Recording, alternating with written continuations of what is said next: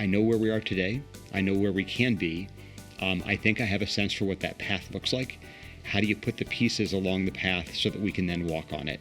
And that's been a model, I think, that for many leaders in healthcare that you've utilized, and I did that at the division, and that was what inspired me to continue the work as CMO and then interim CEO as well. This is the James Cancer-Free World podcast. I'm Steve Wartenberg, and my guest is David Cohn. Dave is a gynecologic cancer surgeon, and he has a lot of titles, so here we go. Interim Chief Executive Officer of the James, Chief Medical Officer of the James. He's also the Editor-in-Chief of the Gynecologic Oncology Journal and a funded NIH NCI surgeon scientist. I've probably left out a title or two, so I apologize, Dave. Dave has been on the podcast several times before to talk about a statewide screening program funded by Pelotonia, advances in treating gynecologic cancers, the importance of second opinions for cancer patients, and the impact of COVID-19 on cancer patients. But today's episode is about Dave, since he's been named interim CEO of the James, taking over for Bill Farr, who retired a few months ago. I thought we should get to know a little bit about you, Dave. Your background, how and why you got into medicine and oncology, your family, your musical talents. I've heard a little that you have some musical talent. Your Pelotonia-inspired new love of cycling, and your goals as interim CEO of the James, where you plan to take the cancer program, and how, despite all your titles and the responsibilities that come with them, how your focus always remains on your patients. Welcome back to the podcast. Thanks, Steve. I appreciate being here. And me as a topic is one of my least favorites to talk about, so we'll see if we can struggle through this one together. I'm going to pull stuff out of you. Don't you worry. So let's get to know you a little bit. I don't even know where you're from. Where'd you grow up? What was your family like? What were you like as 10, 12, 14 years old? Oh, man. So I grew up in the Washington, D.C. area. Was born in Northwest D.C., graduated high school in Potomac, Maryland, one of the D.C. suburbs about 45 minutes away. Originally, family was all from Chicago. My mom and dad both came from Chicago to D.C. when my father was going to law school, night school at George Washington, working in Baltimore. And so they kind of uprooted their entire, themselves from their family in Chicago and started their own family in the D.C. area. My father was a intellectual property, a patent lawyer, and I think that, that has a lot to do with how I decided to pursue a career in medicine, which I'm sure ultimately we'll get to.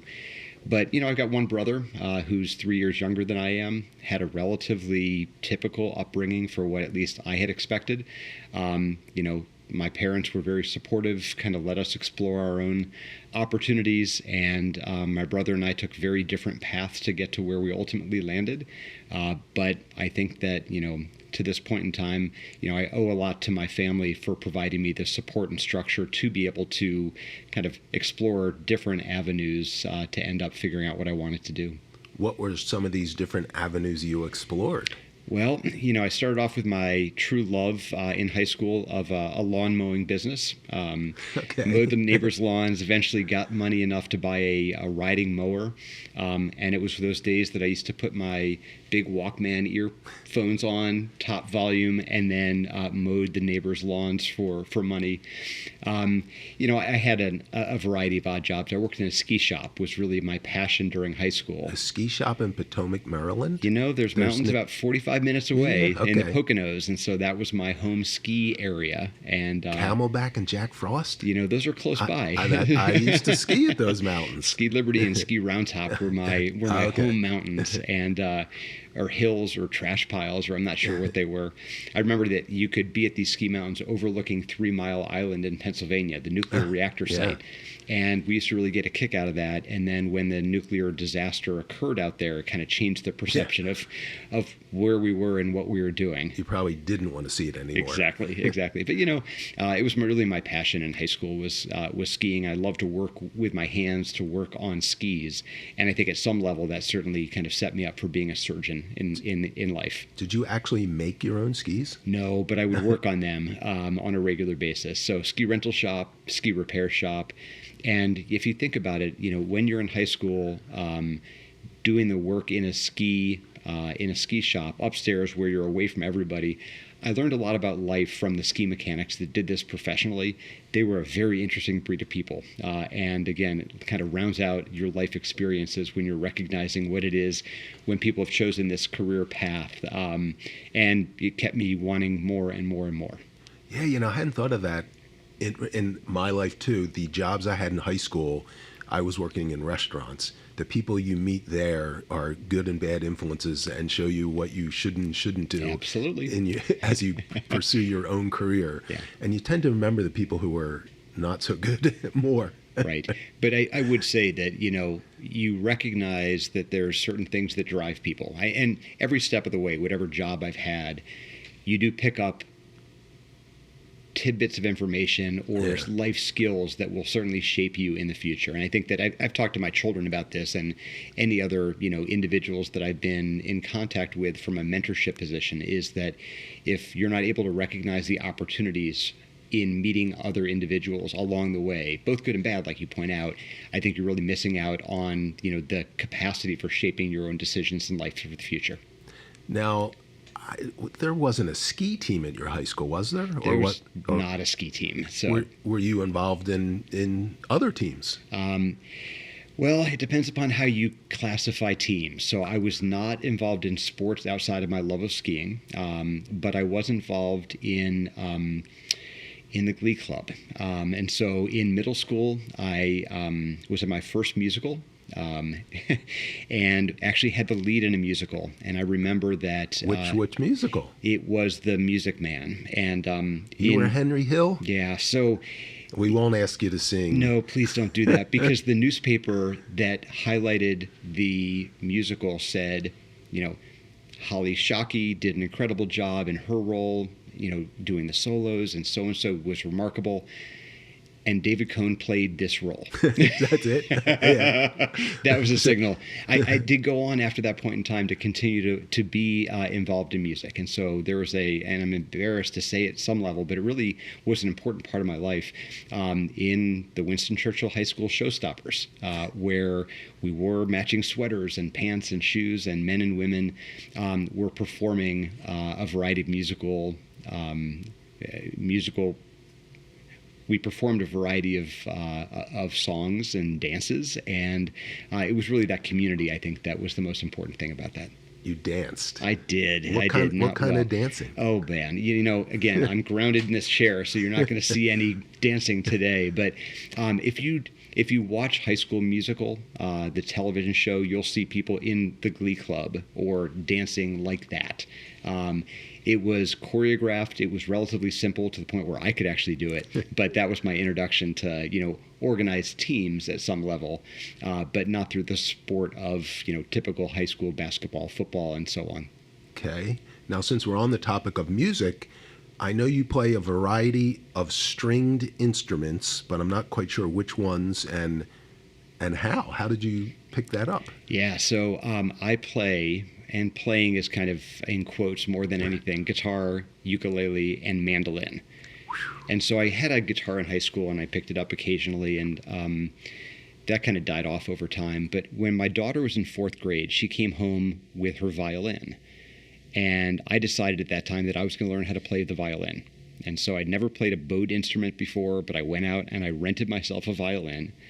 And I said to my daughter, when you come home every day from your music, class, I want you to teach me what you learned. And she was a really, really hard instructor, criticizing my bow technique, how I held the violin. And one of my neighbors came over one day and said, "What are you doing?" And I said, "I'm playing violin with my daughter." And he said, "Well, that's really silly. Don't you have a guitar?" "Well, yes, I do." And he said, the same tuning of violin is on the mandolin, G, D, A, and E. You should probably just, you're familiar with frets, you're familiar with strings and strumming. Just get yourself a mandolin and you can still play along with her. It's the same general tuning.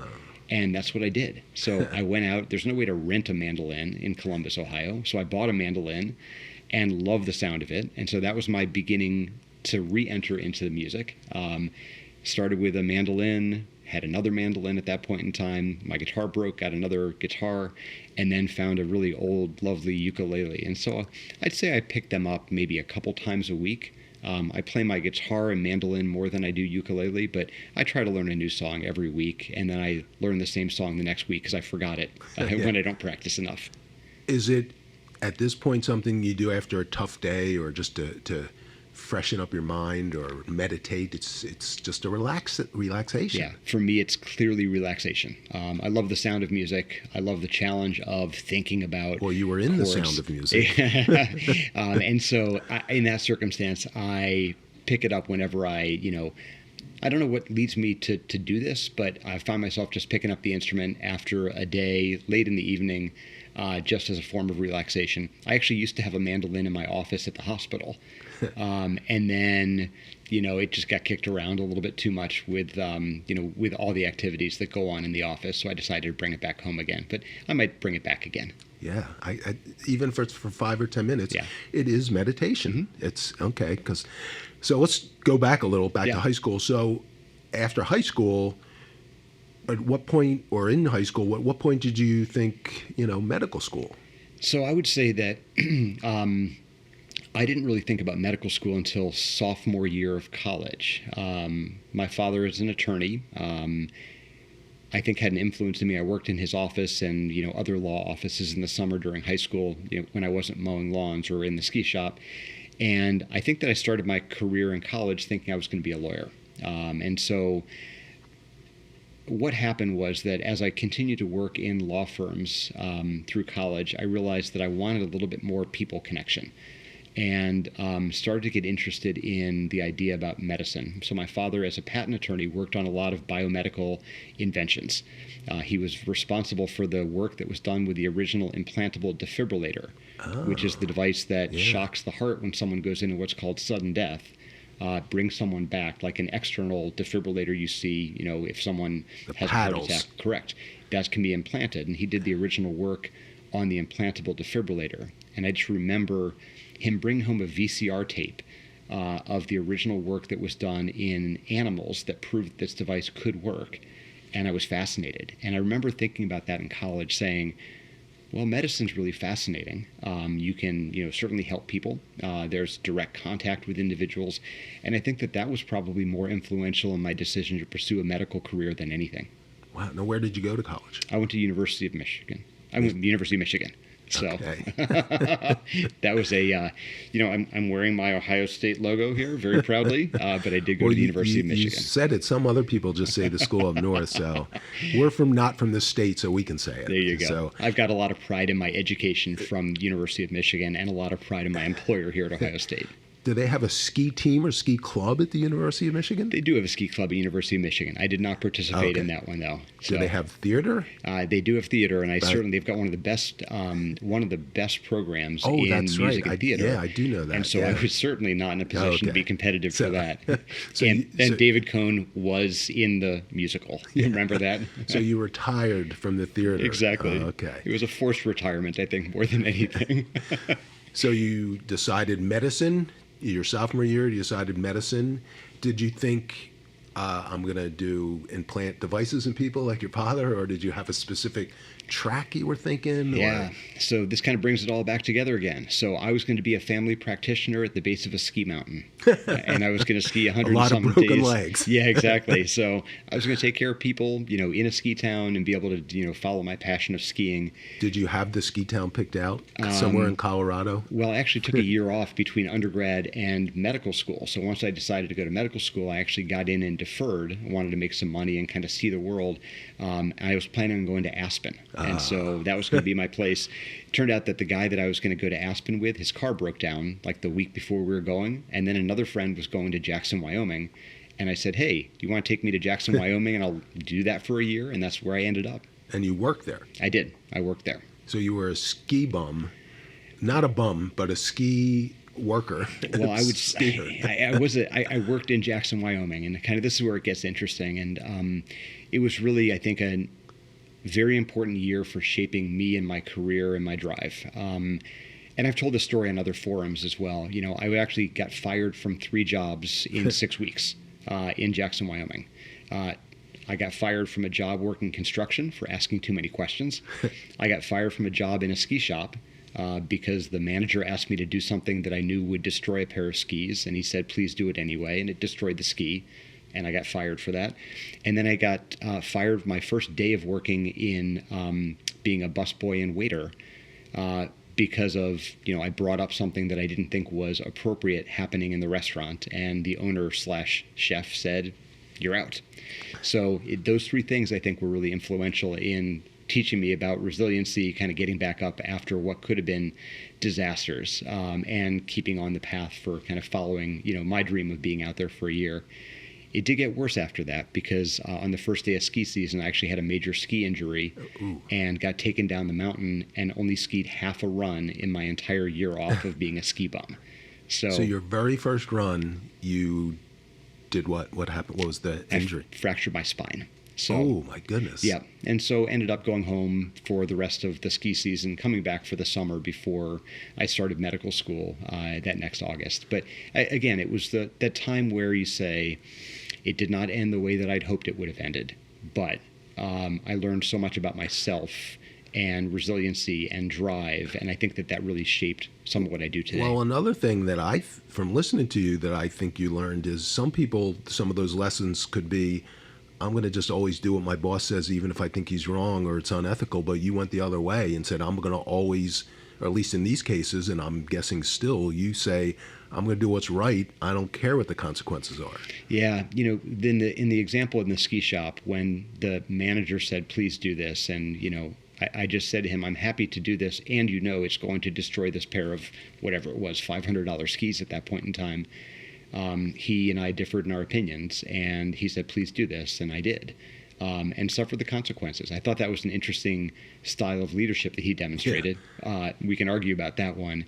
But again, I think that it does demonstrate that, with a conversation, if you don't agree with something, there's nothing unethical, there's nothing that was going to harm anybody by doing this. But I just thought that we were going to, end up ruining a pair of skis, and that's what happened. And I was the one that ended up with the with those consequences. Yeah, that's because I learned that lesson too as a newspaper reporter. When you have an ethical dilemma, tell your editor who could tell his boss is going to come, and then you decide. Everyone knows, and you make the correct decision. Yeah. And at least you tried to do that, but right. He didn't listen. And that's true in healthcare as well. I think about the decisions that we make as physicians or anybody that's, a clinician in healthcare is that you make thousands of decisions a day. They're not always totally easy. They're not always a clear path, but there's got to be a discussion. Life and death. And the consequences are certainly more than a pair of skis. You've got to have that conversation about, what are the implications of the decision so that you can be informed, and then you can ultimately do whatever you believe as a team or as an individual that you think is right, as long as you're weighing all those consequences in the context of the information you have at that time. So you learn the importance of transparency in a ski shop in Jackson, Wyoming. There you go. That's exactly right. There you go. Okay. Where did you go to medical school after your year of almost being a skier? Yeah, being a half a run skier. So I went I to hope Georgetown. It was a double black diamond slope. It was. It was right in Jackson Bowl. For those that have been there, it was steep. It was silly. Moguls. It was everything that you'd expect to lead to a major ski injury, and I did that. And it wasn't my first day of skiing out there. We were skiing in Idaho before the mountain opened up, and so it was just being at the wrong place at the wrong time. But I ended up going to Georgetown Medical School back in D.C. again, which was great to be close to my family for purposes of a home cooked meal and some access to laundry that I wouldn't otherwise have. But it was a great education, and I think Georgetown was fabulous because there was a lot of independence that was provided as a medical student. Kind of let you again explore your boundaries and really allowed you to be in a position of trying to figure out what you want to do for the rest of one's career. Now, I know from talking to others that in medical school you do all these different rotations. They expose you a little bit for a couple weeks or a month at a time to all these different types of medicine. What were the ones that you were drawn to? Yeah. I was the type of person where everything interests me. I, have a level of curiosity. Okay, this is something that's defined my entire career. I'm always curious. And so whether it was psychiatry or radiology, I found something in there that really made me think a lot more. And certain things I said, I can't imagine that as a career choice. I was certainly drawn to things that use my hands. Again, ski shop, mowing lawns, and surgical specialties I think were really interesting. As I said, I wanted to be a family practitioner because it allowed me in my mind to do everything in medicine. So my curiosity could be expanded by, someone walks in with a physical injury, a behavioral health challenge, cough and cold, needs a referral to a specialist for a heart problem. The scope of what you can do is massive. But that also is when I began realizing that for myself, I was someone who didn't think that I was smart enough to know everything about everything. And so I began recognizing that that's too big for me. I wanted to be more contained. I wanted to be a little bit deeper in knowledge than expansive in what I could know. Oh, that's interesting. You decided to focus on one thing because you didn't think you could learn everything, and there seems to be a lot to learn if you want to learn everything about medicine. That's exactly, it's a pretty big book, that's for sure. And they keep adding lots of chapters. Yeah, that's true. And again, there are incredible family practitioners out there that know an unbelievable amount, and that is just not the way that I feel most comfortable. And so I decided to pursue a career in OBGYN, obstetrics and gynecology. A lot of it was because of mentors that I had met, people who were modeling great behavior, taking care of women at a very unique time in their lives, whether it's pregnancy, whether it's cancer related, whether it is, menopausal health. And I just found people in that specialty that I really identified with. And that was the career choice where I said I can still do some primary care, I can still do surgery. That scope and breadth is still there, but it certainly is a lot deeper in knowledge than it would be just in family practice. Yeah, you brought up the word mentors, and that seems to me that's so important in this profession, and that I've heard that from others, that early on in medical school, they either had in a rotation someone who they didn't like, so they shied away from that specialty, or they had someone they really liked and they went into that specialty. So how important are mentors, and what did you learn from your OBGYN mentors at Georgetown that you liked and made you want to do what they did? Yeah. And so you're picking up on a very important point, is that our careers are shaped, whether it's in medicine or whatever we do, by people you meet along the way. We talked about in a ski shop, you might find that there's people that, behaviors you want to model or others that you don't want to model. So you begin shaping your own life and career at that point in time. And I think it's true in healthcare and medicine as well. So I found people that are, committed to their profession, that are doing this for the right reason. Their interpersonal relationships were really something that I identified with. They all got along reasonably well. The life of an obstetrics and gynecology resident is very hard. You're spending a lot of time in the hospital, but they did it in a way that just seemed to be, they found joy in what they did. And I can't think of anything that was more truthful than that when I actually did the residency myself. Found joy in what I did, loved the people that I worked with, despite the fact that I was working 100 hours per week in the hospital at that point in time, fully committing myself to a career in OBGYN. So it was those types of mentors, and then they had fun outside of work as well. I think that was really important to me. Not that much after those amount of hours per week. But I think the other thing is that it wasn't just the people, it's also the patients. And this was when, again, I began shaping my ideas about how patient-centered care is just critically important, is that the patients were always at the center of what obstetrics and gynecology providers did. It's just as critically important. And so you might say that's always the case, but I think that, again, it's this unique opportunity to be in the lives of a patient at a very specific time that ensures that they are always at the center of the decisions that you make.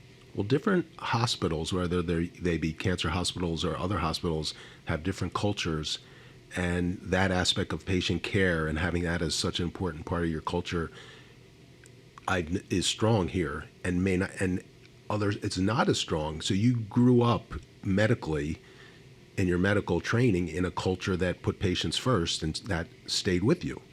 I don't think I realized it at the time, but reflecting back upon it, I think that's one of those things that drew me to the specialty. And as you mentioned, the James has a very strong culture that's based on, a nursing model that's called relationship-based care that does put the patient at the very center of what we do.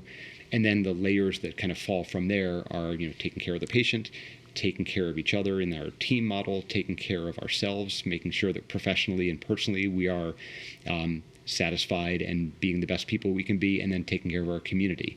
And so as you kind of peel back those layers, the patient's always at the center of what we do. And I think that really does help to define the culture of the James and many other high-performing hospitals. We're going to take a quick break, and when we get back, we're going to learn about what brought Dave here to the James. You didn't choose cancer, but you can choose where to treat it. And when you choose the James at Ohio State, you're picking a team of experts who understand there is no routine cancer. You're opting for care from a highly specialized team dedicated to treating one type of cancer, yours. A team that studies the unique makeup of your disease to develop a personalized treatment plan. You're choosing our region's only comprehensive cancer center designated by the National Cancer Institute, where more than 1,700 scientists are working on new treatments and new hope for every form of cancer. At the James, you're making the choice to have the most advanced treatments, many of which were developed right here. And you're choosing access to the James world-class clinical trials, dedicated support services, and an unmatched survivorship program to support your life after cancer treatment. You didn't choose cancer, but the choice of where to treat it is clear. We're back with Dave Cohn, the interim chief executive officer of the James, and we're going through your career, and we're up to medical school, and that you've decided that OBGYN is the direction you want to go. So what's next after Georgetown Medical School? Yeah, so after Georgetown Medical School, it was residency at University of Washington in Seattle. Loved the Pacific Northwest, and they had a high-risk obstetrical group that I was really interested in. So at that point in time, I wanted to be an obstetrician. I wanted to think about how to eliminate premature labor, thinking about how infection contributes to labor. And then I think one of those crucible moments occurred where my career changed very abruptly, and that was when my father was diagnosed with a recurrence of his blood cancer called multiple myeloma, and then ended up dying my intern year, the first year of my residency.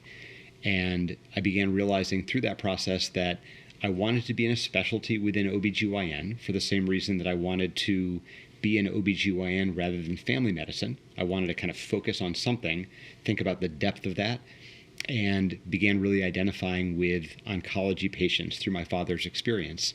And that's, truly what I attribute my career to at this point in time, as being a gynecologic oncologist, and began pursuing a career in that direction through my residency that led to the fellowship in gynecologic oncology.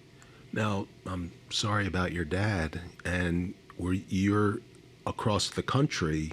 Are you able to come home and be there a little bit, or? It was hard. So again, in residency, you're working those, very long hours. And my program was able to accommodate to a certain extent.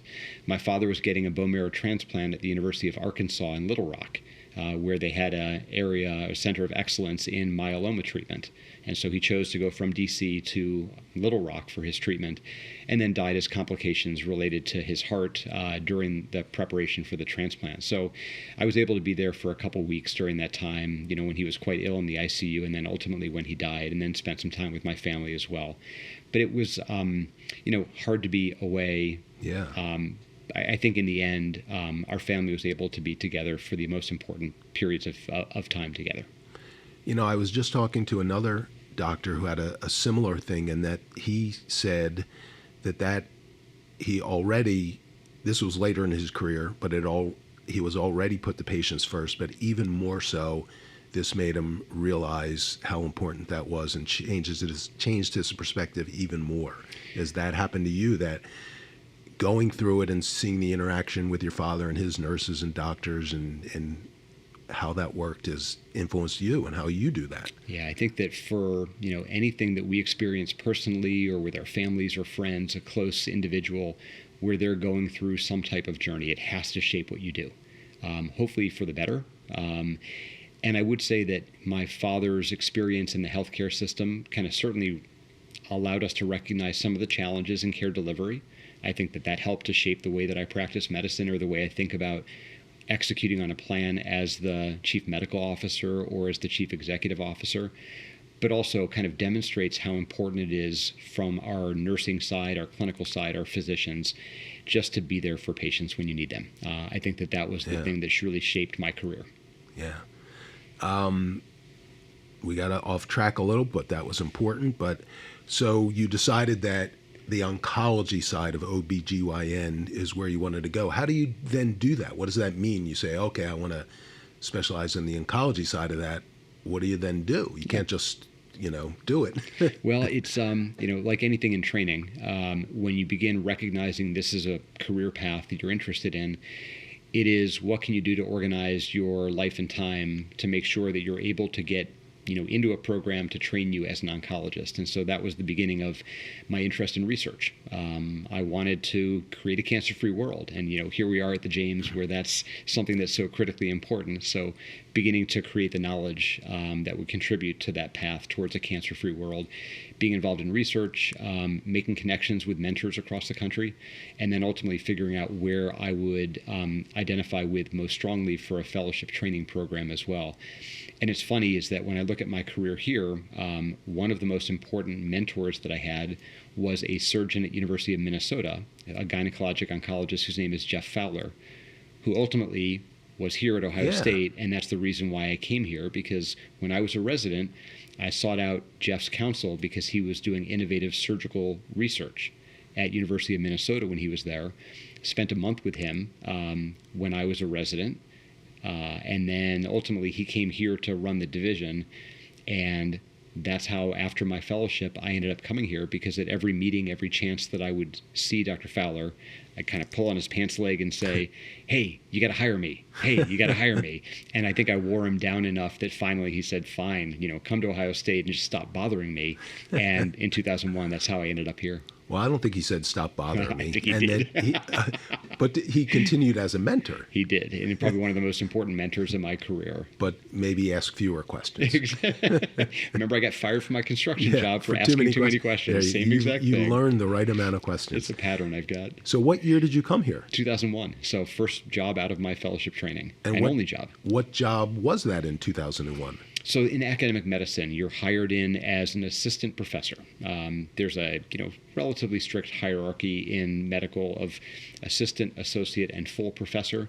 And so I was hired to the Division of Gynecologic Oncology to be a faculty member as an assistant professor. Chose to be on the tenure track, which is the research track. Started up a laboratory, did some science, got funded from a variety of groups to do that science as well, and just continued on the path to where we are today. Now, this could be a whole podcast on your science and your research, but if you could sum up in a minute or two the tract of your research, what was the overall sort of area that you researched and still research? And still do. And so at the beginning, it was thinking about therapeutics or treatments for the treatment and prevention of ovarian cancer. I was interested in the drivers of cancer growth through blood vessel proliferation, and so we developed actually a preventative vaccine theoretically against the development of ovarian cancer. That was kind of the first iteration. And what I realized is that, I am not able to be a scientist at the level to compete with some of the best in the country, and realized that the way that I could leverage my scientific interest and knowledge is with collaborations.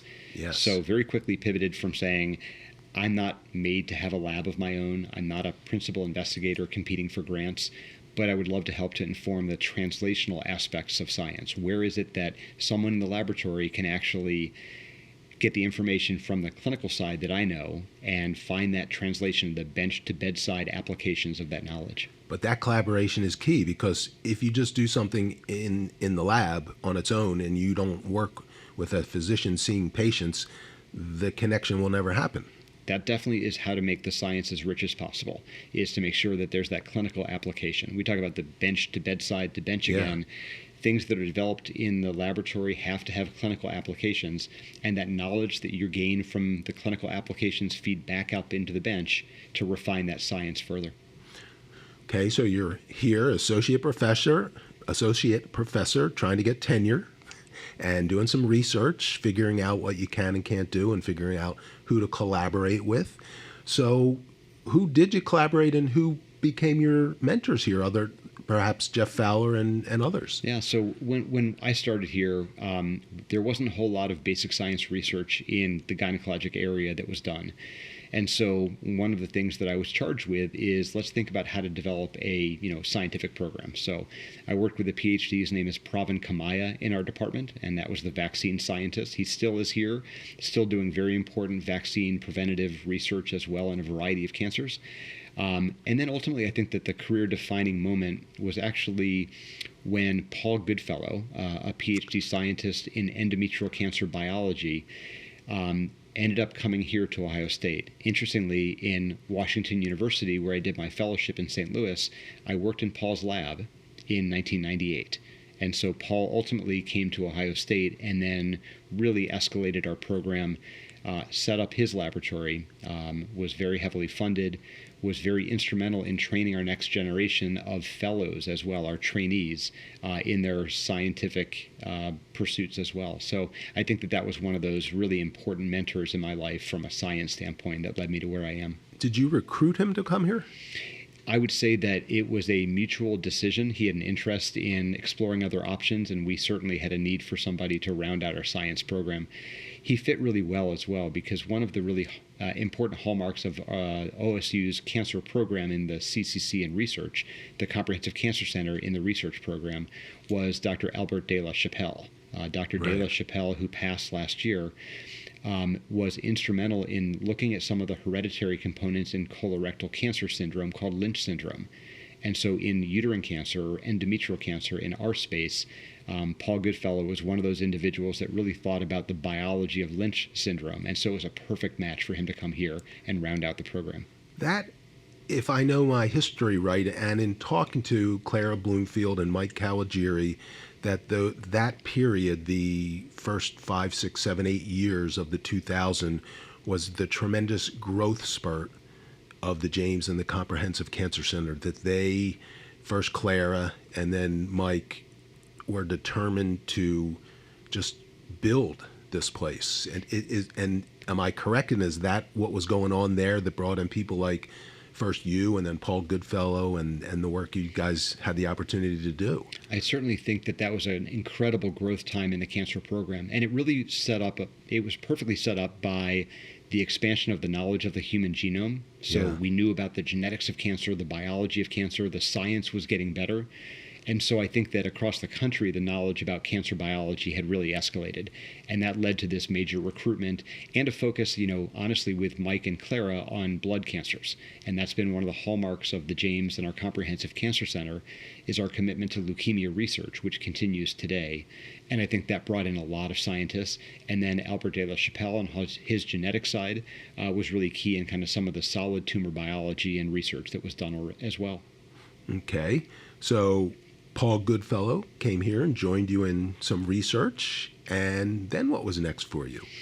Well, then I think that our division of gynecologic oncology just grew. We had PhD scientists, we had a number of faculty, we tripled the size of our faculty, became more integrated across the cancer program with our clinical care delivery model with our advanced practice providers and nursing staff. And then I found myself really drawn to building things, building a larger division, building a fellowship program within our division.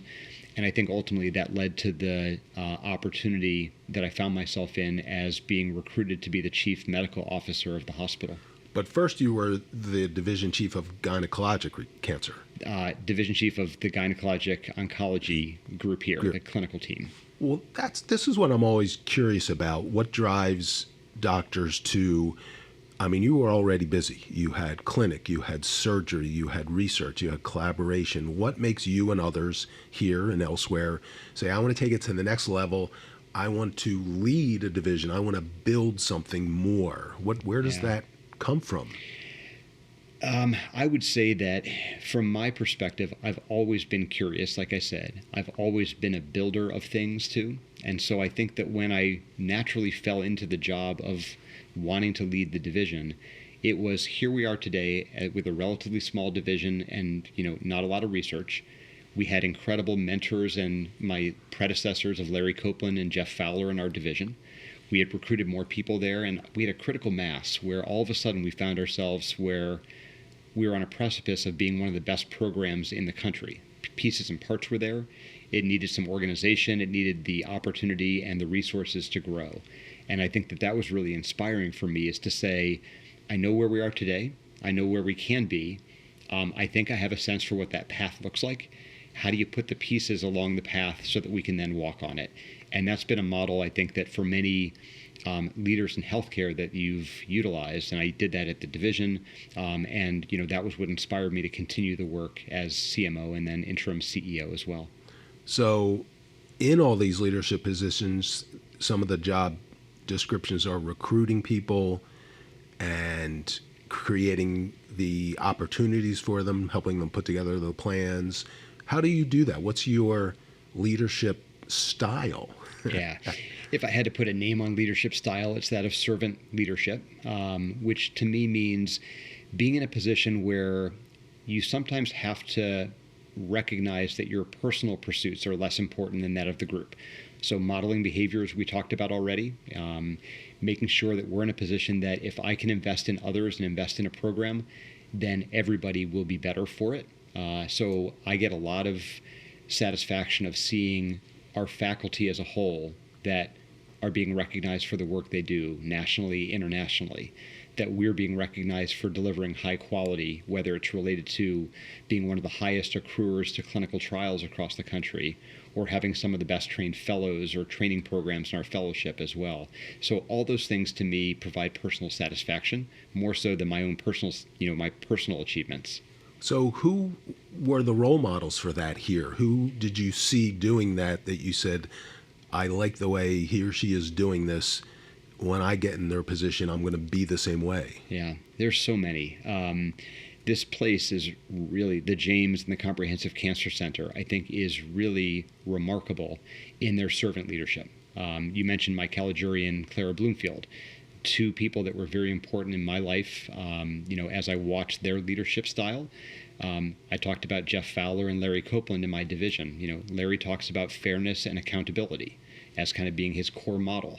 And I think those things have resonated with me as well. As you want to make sure that people are being held to the standards that they're expected, but also to be done in a way which is fair as well.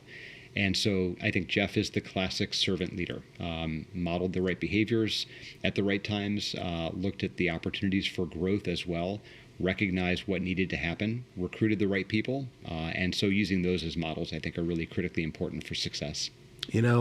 I've noticed over the years in the many bosses I've had, a lot of people aren't like that, and they can't let go and work to make the people beneath them, give them what they need and the recognition, and let them succeed. Their own ego prevents that. So those are good lessons that you learned. Well, I think in academic medicine in particular, again, kind of getting back to patients at the center, we're all trying to pursue the same thing of creating a cancer-free world. And if your own personal ego and agenda is what you lead with, it's really hard to get to that place. So I think that in healthcare, it might be a little bit easier to actually have individuals that are focused on the right style of leadership. And those that aren't doing that, it's going to be harder to kind of reach that pursuit of a leadership position. Well, good. That leads me into my next question of leadership. You follow in some pretty impressive people's footsteps. Let me see if I get the order right.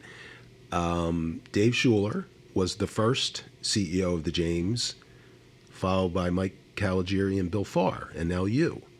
And I've had a chance to talk to all three, and the podcast I did with Bill Farr when he retired, it was called The Patient Always Comes First. And he says that's the lessons he learned from Dr. James before there even was a James. And that seems to be the thread that runs through all of you and the whole culture at the hospital. So talk about that and how you learned that and how you make that continue to be such a strong culture? Yeah, again, thank you for recognizing the leadership of the James. I think it was just when you see who has been the CEO, and again, there's cancer center directors as well, Clara Bloomfield being one of them, David Yan before her, are individuals that help to lead the research side too. But they all kind of are aligned in the same way, as you mentioned, patient-centered, pursuing a cancer-free world. How do you learn that? I think that you step foot in the James and you recognize that there's a palpable culture which exists. It didn't always exist. It was created. But it takes constant attention. And it's not the CEO that makes that happen, but it's the entire team. It is our environmental services workers. It's our nutrition services workers. It's our nursing staff, our advanced practice providers. It's our physicians. It's everybody on the team that has to be marching in that same direction. And if that doesn't happen, we begin, the seams begin ripping. And I don't think anybody is interested in that happening. So we talked about relationship-based care being at the core of it. And our nursing colleagues, I think, have been critically important in making sure that that's what drives us every day in what we do. But if it's not supported at the highest levels, whether it's the highest in nursing or in the medical staff or at the CEO, the executive level, then it couldn't persist throughout the organization. So it is not necessarily a top-down directive that you must do this, but it's a bottom-up that everybody is marching in the same direction. But I think that it's consistent throughout the organization, and that makes it successful. I might have to disagree with you just a little bit in that when you say it's not top-down, there's a lot of truth to that, but the person at the top sets a tone. And if you set the right tone, it's easier for people to follow. Yeah, the passion that, Dave Schuler, Mike Caligiuri, and Bill Farr demonstrated before me has been very apparent. And I can hope that I can emulate that behavior as they had done as well to make it successful. Well, I've talked to a few of your patients, as you know, and they say you do, that they seem to love you and talk about how easy it is to not just talk to you, that you're available 24 hours a day, that you reach out to them to see how they're doing, that you connect with them at Pelotonia, that you know their families. So I think it's safe to say you're following on the legacy of the three giants who preceded you. Well, that's nice to hear. And, medicine is a really special profession. I don't, again, you can call it a profession. It's an honor to be able to take care of people and their families. And so it is not necessarily work to do this. Just think about how unique an opportunity you have. I don't want to minimize that it is work, but it feels different than working in a ski shop. Well, it's work if it's work you love, then, well, let's talk about that. You are the interim CEO. And you must have some goals, some plans, some things you're working on. So go through a few of the things that you have and are trying to implement, and some of the new collaborations and new programs that you're working with to develop with your great team. Yeah. So anytime there's a leadership opportunity, you can always reflect upon where you are today and kind of where you can be. And I would say that, the aspiration of the cancer program is to be a top 10 cancer program in the United States by whatever measures, whether it's U.S. News and World Report rankings of the hospital, whether it's research funding. There's a lot of different ways you can measure top 10.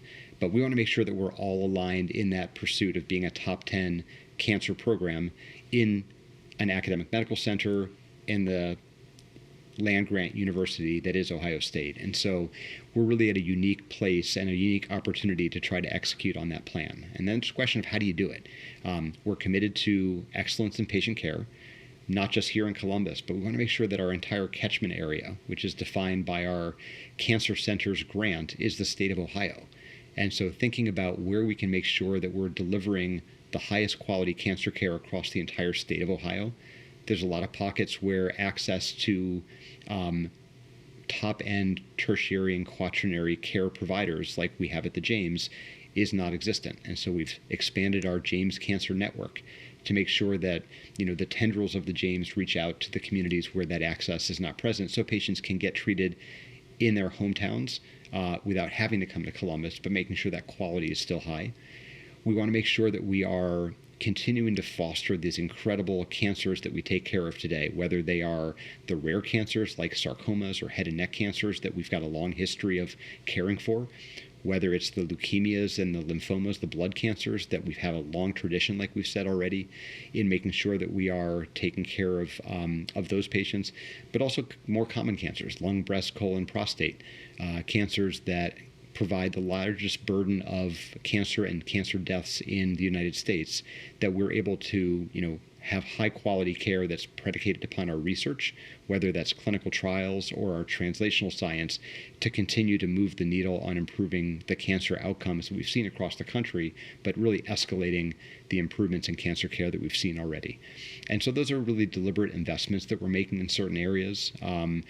But I think it's all predicated upon our research program. So we are a very unique entity here at the James as part of the Comprehensive Cancer Center at the university to be investing in research programs. And I want to highlight a couple of those that are really important. Good. So we have a cancer engineering program that's really just kind of leveraging the strengths of the engineering department at the university with some of the opportunities with artificial intelligence for the cancer program, making sure that we have the structural engineering program that can recreate jaw bones, for example, to help our surgeons in the operating room. We've got a big focus on prevention. I think that's what you're going to hear, that the best cancer to have is one that you never get. And so whatever we can do for prevention, we talked about genetics already, but we're focusing on prevention through tobacco and policies related to tobacco and tobacco research, and then also cancer prevention in general and improving the survivorship, the care for people after their treatment is done as they continue on their journey throughout the rest of their lives cancer-free, I think is really important. Okay. Is there anything else, any specific thing that you want to do that's way out there that may take a few years, but is really top of your wish list? There's not a single thing, but it is the single thing of pursuing the cancer-free world through being a top 10 cancer program. And there's so many pieces that kind of go into that would lead to that outcome, per se. And I think most importantly, it gets back to the center, to the patient. And as long as we're continuing to deliver high-quality care that's done safely and effectively, that puts the patient first, that path is relatively simple to continue to walk on to get to our top 10 ambition. Okay. Well, I think I'm glad that you weren't a little better at singing and dancing and didn't like law, and that you wound up here. And so thank you for sharing your very interesting life and career, and good luck in implementing some of these goals and programs and ambitions you just mentioned. Thanks, Steve. It really is an honor to be able to lead this program. I've got incredible pride in it. It's the only place that I've been my entire career. I think that says a lot for my commitment to Ohio State and to the James, and certainly to our patients as well. Maybe next time we'll come back and do a ukulele, mandolin, guitar serenade and dance for you as well. I don't think you get very many hits on that one, though. Well, you're on record saying it, so we're going to hold you to it. It'll be a special episode.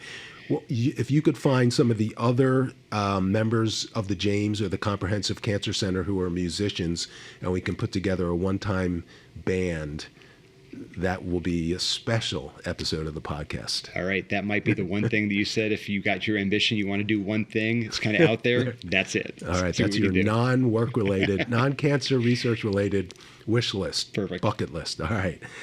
This podcast is brought to you by the Ohio State University Comprehensive Cancer Center, Arthur G. James Cancer Hospital, and Richard J. Solove Research Institute. For more information, check out our website, cancer.osu.edu.